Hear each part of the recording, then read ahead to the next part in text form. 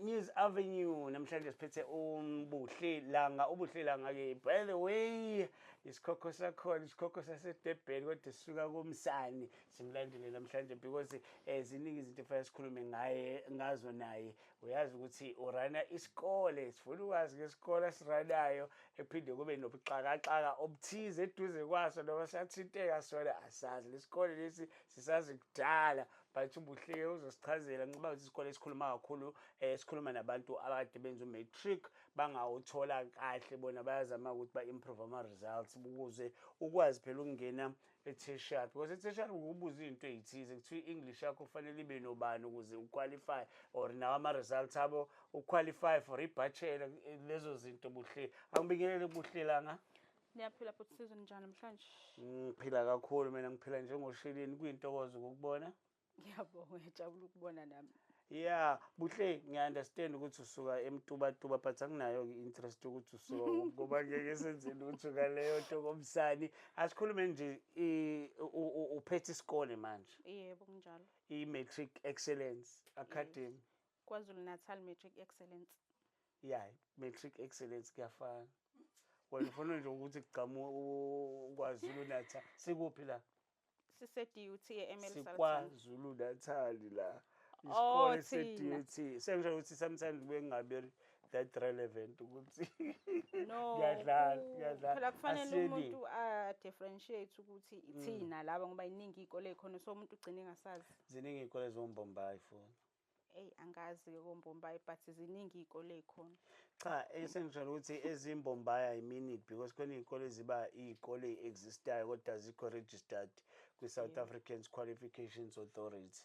Lezo sikole simbombayi I think nje abeqala unyaka nje futhi ngayithatha or grab that opportunity ukuthi ngikhulumisane nezingane ezikade ifunda ezikoleni ezihlukahlukene ukuthi zibe careful bese zithi ziye ema-tertiary because khona ama-colleges out there that are not registered rather ungahlala ekhaya kunokuthi uthathe imali yakho uyise kulawo ma-colleges because they are there to make money out of you. Ungabi desperate ukuthi ubufuna isikole wangasithola. By the way, this thing is not about uSizwe Plus, it's about you. Ngitshele ngesikole. Okay, so isikole sethu sibizwa ngeKwaZulu Natal Matric Excellence. Sisebenzele e-DUT eML Sultan kusuka ngo-2007 kuze kube manje. Isikole sethu silekelela abafundi abangaphasanga kahle umatric nophasile but ongaqualify ukungena kwi-course ayifunayo. So simlekelela umuntu ukuthi aqale phansi alungise lezi zifundo afuna ukuyifunda ukuze ezongena la afuna khona. Is it accredited? Yes, it is. Under Department of Education. Is it? Yes. No, I'm just checking. Continue. So silekelela abafundi ukuthi umfundi akwazi ukuthi afunde izifundo lezi afuna ukuyilungisa angaziphasanga kahle ekupheleni konyaka bese bhale exam. But ke sithi umuntu simgqugquzela ukuthi akalungise lokho angakuphasanga kahle kuphela angalungisi nokunye angazone. Imaki lakhe akalungise lokho afuna ukukulungisa kuphela. Sinazo ke izifundo eziningi in fact sinazo zonke izifundo ngaphandle ake siqale ngobuthisha yabo because I think inkinga iqala lapho bakuyalungisa othisha aba-qualified. Yes, othisha bethu ba-qualified ba-registered no-SAIT. Sisebenzisa othisha basema-high school uthola ukuthi uthisha ufundisa i-physics for instance la eDurban High sisebenzisa bona that is why amaklasi ethu eqala ngo-2 ntambama ngoba sibalinda bephuma emsebenzini bese beza ngala kuthina. Noqhubeka ngeke plus ngeke no ngisho uqhubeka ngcono ubuza sikhokho ngoba mengikanta ngikwazi ukukanta ngcono ube specific ungibuza ukuthi okay ngikubuzile ngothisha ngithi ukuthi baba qualified yini lapho mina ngi-interjectile because ubuza khuluma ngesikole wena mina bengilindele ukuthi leyo segue buye wena uqhubeke futhi ukuthi ungitshele futhi ngesikole bayangena ntambama isikole sivule nini kanjani. Okay, ngoba ngishilo isikole savulwa ngo-2007 umuntu owasiqala ke ngebhadi akasekho so kwase kwaba nalento ukuthi kufanele siqhubeke yes. So ke isikole sagcina sesingena kanjani kunini?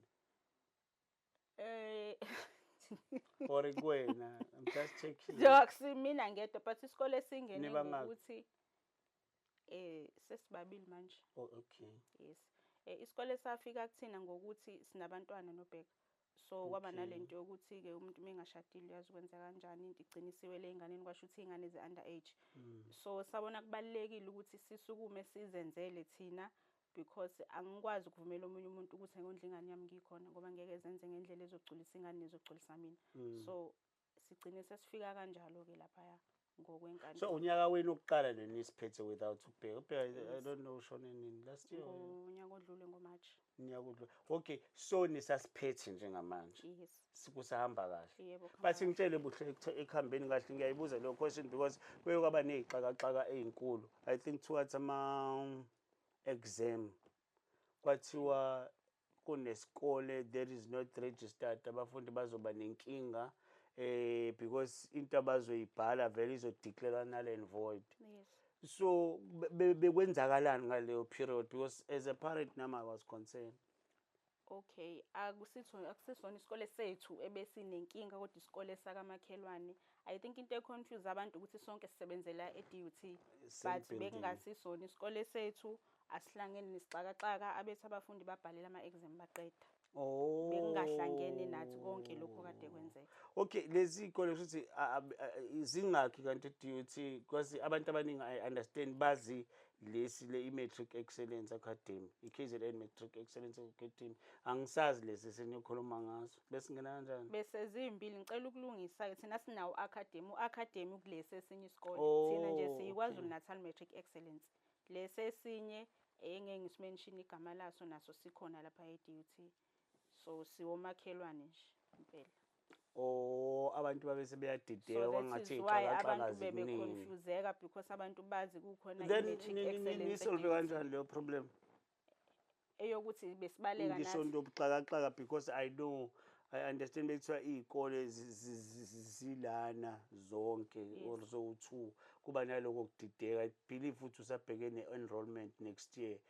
Bayireceive kanjani abantu leyo nto, or nikwazi kanjani ukwenza i-PR strong ukuthi this thing has got nothing to do with you as i-Matric, i-KZN Matric Excellence?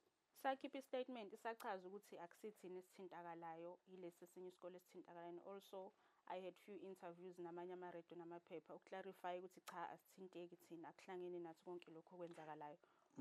So abantu ba-understanda kwakuthi vele bayasazi esethu ukuthi bese be-confused ukuthi kwenzeka kanjani lokho kwenzakalile, sibe kade sisebenza iminyaka eminingi kangangaze kwenzeke. Kungakaze kube I'm sure abanye badideka bathi because mhlawumbe kwashona ubheka, yabona leyo. But babedideka bebuye belungisane bodwa ukuthi no akusisona leso esinye nje, kwagcina seku-right-ke kungasenda msindo. No, I think ngiyayizwa kahle, but-ke bothi ayibanga namsindo buhle, kukodwa ukuthi ayibanga namsindo. I think a $1 million question will be injani enrollment going forward. I'm sure senabo abafundi for next year, ne?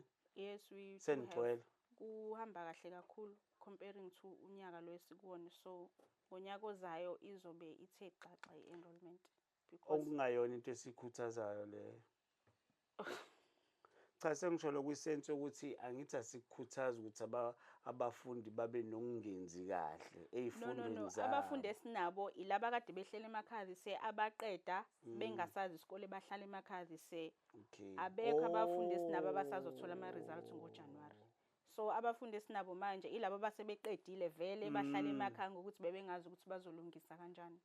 Abasebezokwazi manje uku-improve ama-results abo. So ibona abafundi. So into beberekhada as i-gap year of some sort.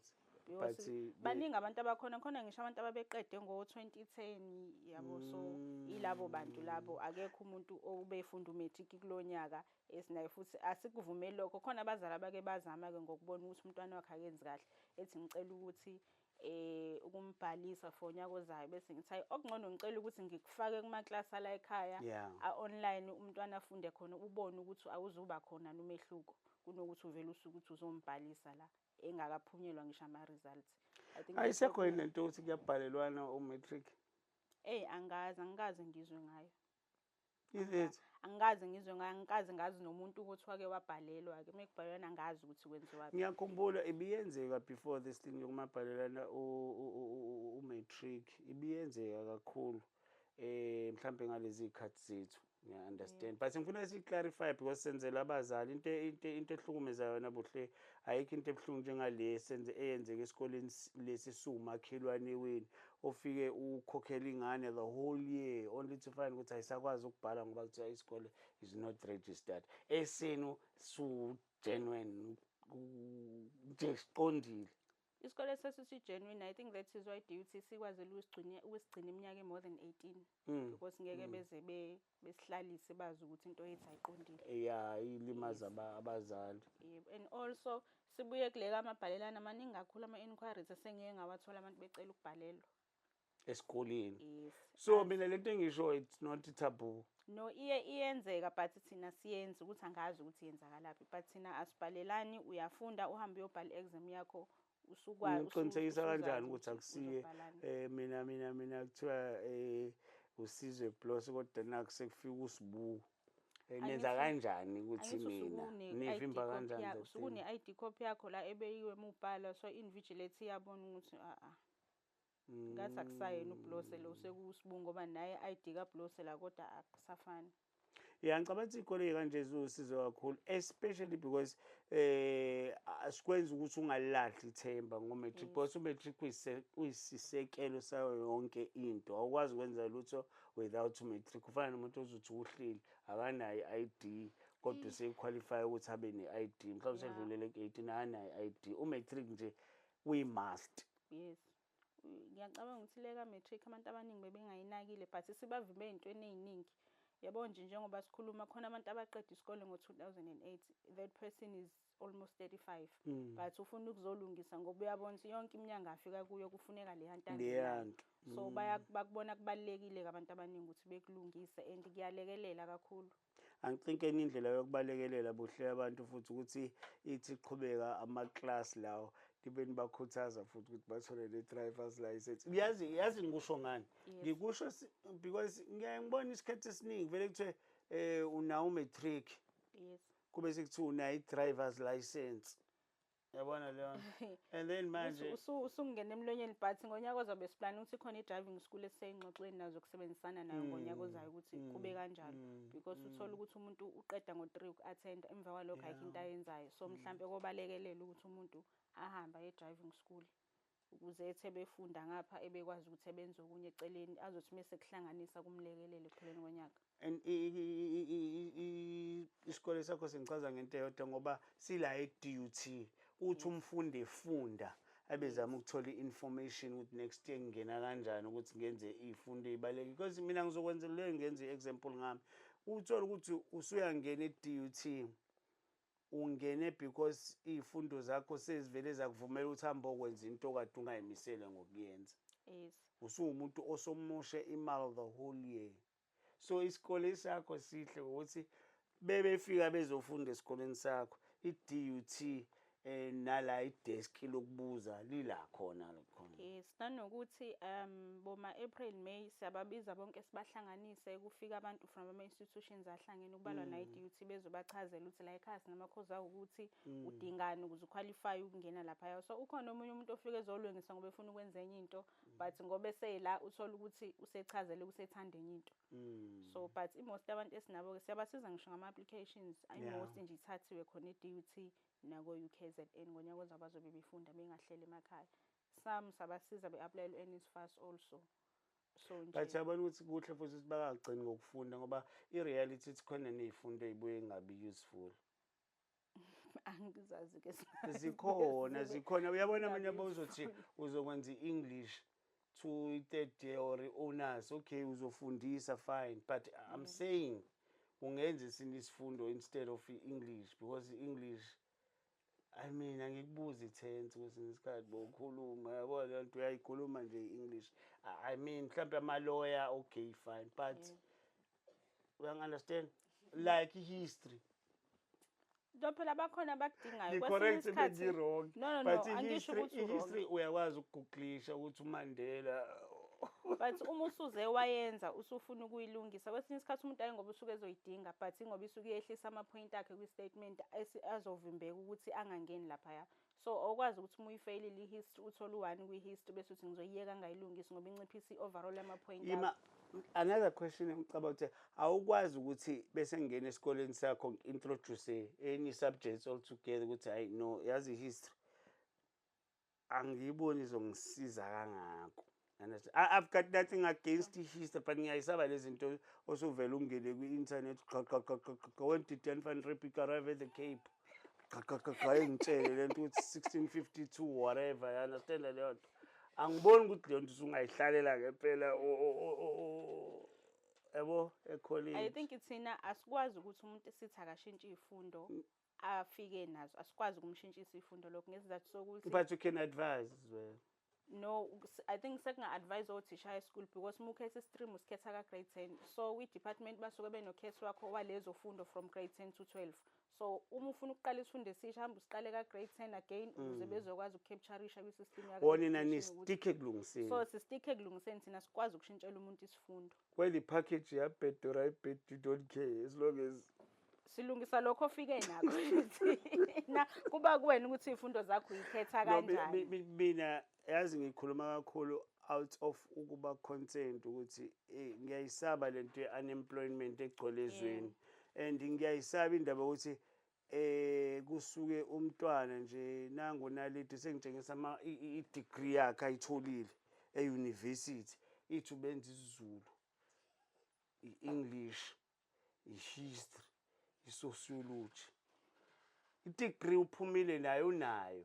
I've got nothing against this subject but I'm worried nge-unemployment esibhekene nayo kwi-country. That is why ngi-concerned nangama-course enibanika wona. Yabona lawa packagejiwe bebezwe emavasithi. I think into ebalulekile ile yokuthi mhlawumbe abantwana badinga uku-adviseka from ka-grade 7 is it grade 9 umuntu esezokhetha i-stream ukuthi into ongayenza ubufuna ukwenza lokhu nazi izifundo ofuna ukuzenza. That is why sinale program ema-career expo esiqale kulonyaka esihambele izikole siyaba-advise siyabahlanganisa abantwana ukuthi mengabe ufuna ukwenza for instance ufuna ukwenza i-medicine nazi izifundo kufanele uzenze. Mengabe ufuna ukuyokwenza whatever ufuna ukuyenza nayo into okufanele uyenze yabo. So umuntu kube kuyena ukuthi ufuna ukwenzani because ungamchazela umuntu ufike la uthanda khona but uzokwenza lokho okufuna wena still. Bayi-few abantu ethi umuntu umchazelile ashintshe umqondo ukuthi yazini sengifisa leya nto. No, ngiyakuzwa uyayibeka mfethu. And then in terms of enrollment next year sekuvaliwe. Yes, sekuvaliwe.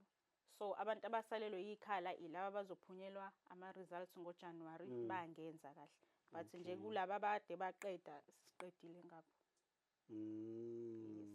So ninethemba lokuthi bazophasa this year. I'm hoping. Abakade besebenzisa isikole sakho. No, abethu bazophasa, that I know for sure. Bazophasa bebe-communicate most ngisho bebuye ukuyobhala ukuthi ayisaze sabhala kahle because khona izifundo ama-class aqhubeke kwaze kwaba yilanga lokubhala i-exam. Uthola ukuthi ekuseni baneclass kuZoom mebebhala ngo-2 uma bezobhala ngakusasa ekuseni ngo-9 ebusuku baneclass likaZoom sekuyaboniswana lapha nalapha ukuthi uzokhe-Englisha kanjani ukudiscuss indaba ama-instructions ukuthi wagada kanjani uphendula kanjani unga-understand i-invigilate izokusiza yabo. Sibalekela lento yokuthi imost abantu abaningi basuke bengafeyilanga ilento yokuthi umuntu ufunda i-instruction ejaha ukuphendula engayi-understand. So besibatshela leyo nto ukuthi sineke sibaluleke kangakanani because imost abantu abalaphana bahlakaniphile bonke but ilento yongayinaki i-instruction ukuthi kudingakalani hayi ngoba umuntu efeyilile ngoba usuke engazi. Yes, so ileyo nto engihlale ngiyigqugquzela ukuthi nakwabethu abafundi nakubona laba seberejistile for unyaka kwenza ukuthi ayikho into ebaluleke njengokuthi ugade i-instruction bese kubhala i-exam ukuthi thina ungaveli nje ubona into oyazi ujaha ukuphendula kanti awusaphenduli nangendlela efanele. So yes uqinisile yazi uqinisile uvela ungikhumbuze esikoleni.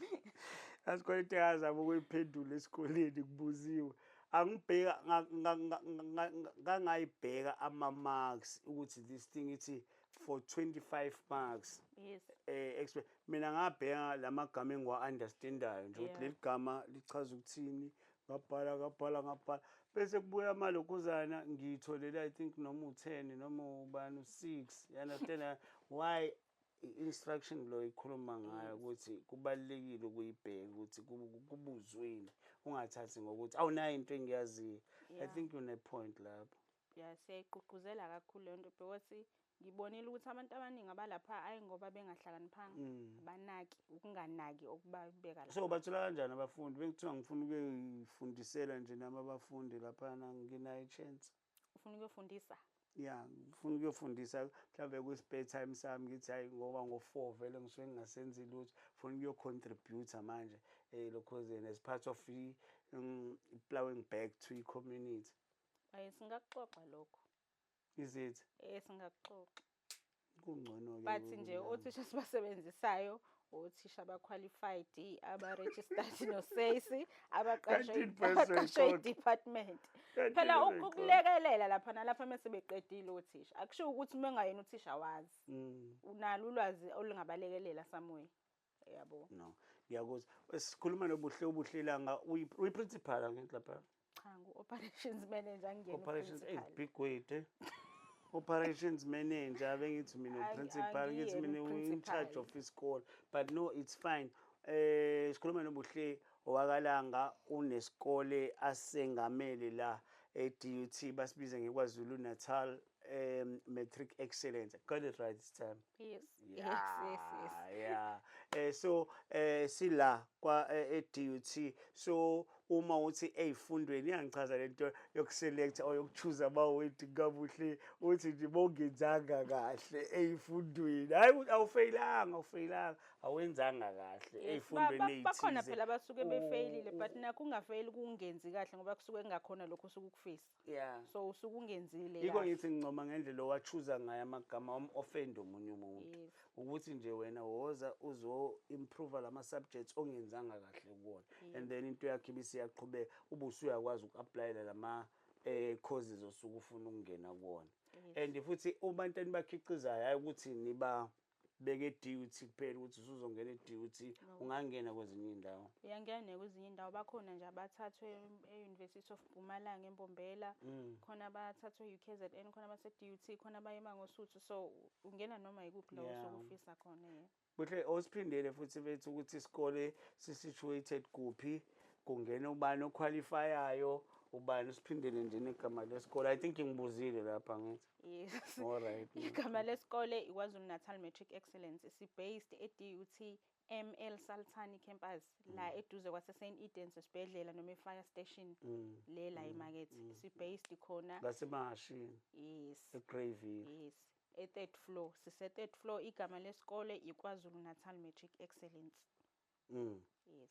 Umuntu oqualifyayo ukungena laphaya umuntu owufundile umatric akangaphasa ngendlela afisa ngayo noma akangawuphasa ke nje at all. Ilabo bantu ke sikwazi ukuthi sibalekelele. Uma no grade 11 asikwazi ukuthi sikusize ungazi ufunda umatric, but ke siseyinhlelweni zokuthi mhlambe from ngonyaka ozayo ukuthi bengathanda ukukhuluma but maningi ama-inquiries abantu esibatholayo uthola ukuthi umuntu ufunde wagcina ngoJune wangayibhali exam omunye une-report la grade 11 but siseyinhlelweni zokuthi sibalekelele ngonyaka ozayo ukuthi besisaxoxisana ne-department sizobalekelela kanjani labo bantu because uthola ukuthi umuntu useyasebenza akasakwazi ukubuyela esikoleni full time. But ngiyathemba ukuthi by u-2nd week kaJanuary kuzobe sekucacile ukuthi siyakwazi ukubalekelela noma sikwazi but kubuke akuthembisa.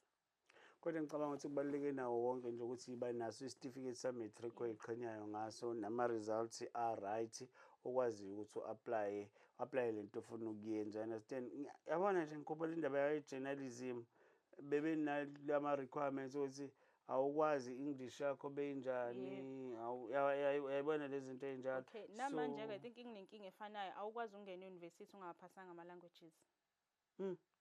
Nje akwenzeki kufanele kube ukuthi waphasile. Like nesiZulu. Yes. Mwenza isiZulu siphasa isiZulu sakho, mwenza English iphasa English yakho and badinga ibe level 4 or 5. Yo. Akwenzeki ibe level 3. So mune English level 3 vele awusaqualify ungena e-university. Isi out. Uma ungayiphasanga futhi LO yona yodwa ngisho ungathola o level 7 kuzo zonke izifundo. Uma ungayiphasanga LO yona yodwa ufana nomuntu ofeyilile umatric. LO life orientation. Yes. Yes. So ngisho ungathola 7 kwi-physics, maths, life science, muka wafail LO nje wathola level 2 1 ufeyilile umatric. Indaba yakhe ayisakhulunywa. Thina kwakungcono kuqala kwakuthiwa bongasitholanga isiZulu.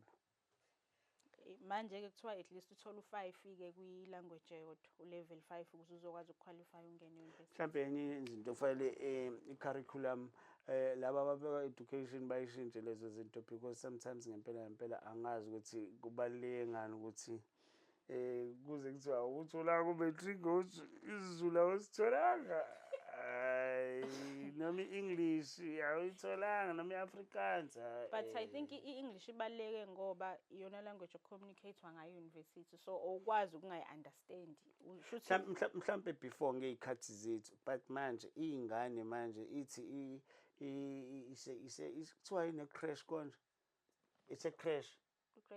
Grade R suke ikhuluma isilungu nje, khuluma isilungu nje, iyothi ifika ka-grade 12 isilungu sigijima kanje vele. Sengisho ukuthi angeke ngibe sengibopha lowo muntu ngithi mina angimniki iy'nto zakhe because ufeyile isilungu. To get my point? I think phela ukukhuluma nokubhala kufani.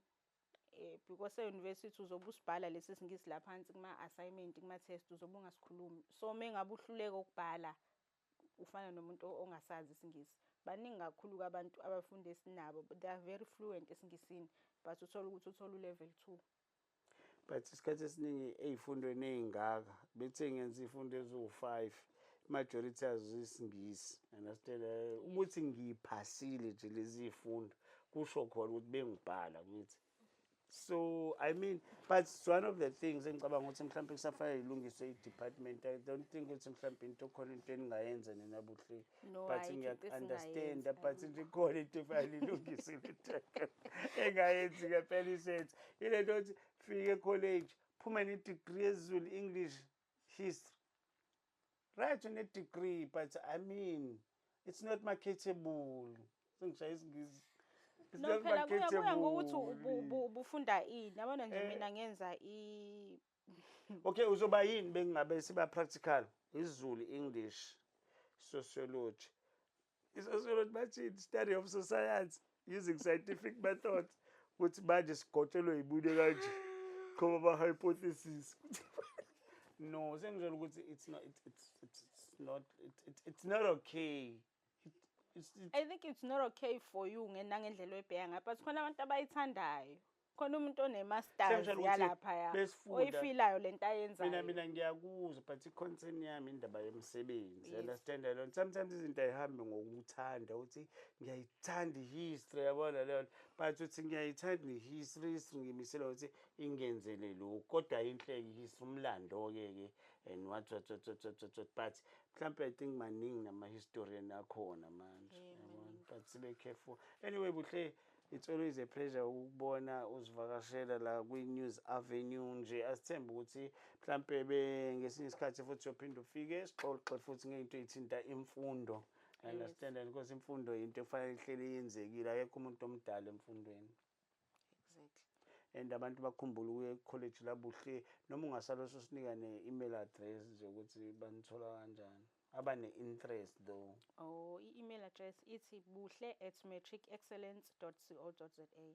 Wow. Bese simana ne-website yethu @matricexcellence.co.za. It's www.matricexcellence.co.za. No, I think uyibekile Buhle bafethu nizwele KZN Matric Excellence. Wenze sure ukuthi uyalisebenzisa, and tell your friends ukuthi akhona ama-college manje or institutions azokulekelela ukuthi u-improve iy'fundo zakho. Uyangichaza ngoba ubuhle unenhlanhla yokwazi ukuselect amagama bekhuluma athi hayi okulekelela. Hayi ukuthi uzobe ufunda siyakulekelela ukuthi u-achieve siphucula ama-results and all that stuff. Buhle, sibonge kakhulu ngokuthi uzivakashela. Siyabonga ithuba. Don't you dare do what I wouldn't do. If you do it, please take pictures. We out.